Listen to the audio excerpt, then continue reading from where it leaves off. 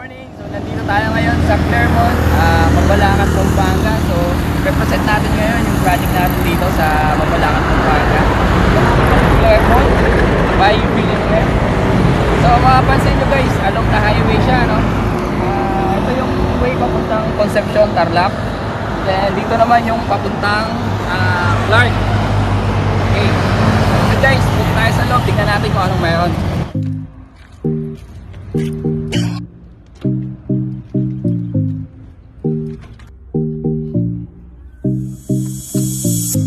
Bali, papasok na tayo sa sa loob. So ito yung gate natin. Papansin nyo, sa secure tayo, guard tayo.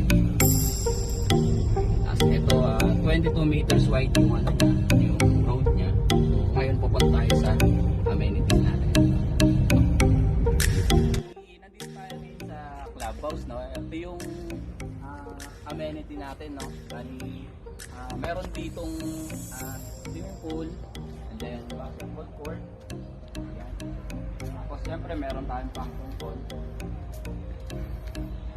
So pag may mga event, pwede yung mga homeowners dito. Tara, tingnan natin guys.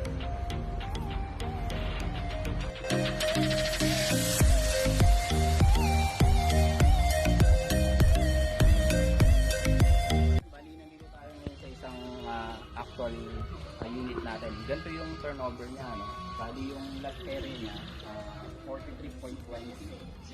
Tapos yung floor area niya 43.30. So ito yung actual turnover ng unit. Bali, nakabilit na siya. Yan, nakapintura na lahat, nakatalis na.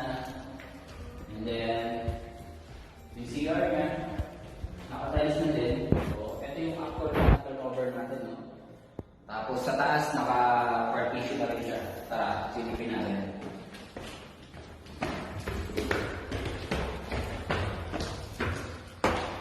Ayan, ito yung yan, no? Yung 2 bedroom, nakapinil na din siya. So, pag nilipat tayo, gamit na lang yung kulang natin dito. Ayan. Okay. Go.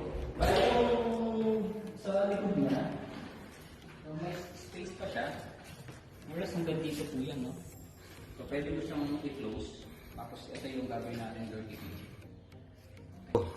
Okay, bali ito yung niya, no, yung sa likod niya. So, bali hanggang dito pa yung space natin dito. Pwede natin ito isara hanggang dito.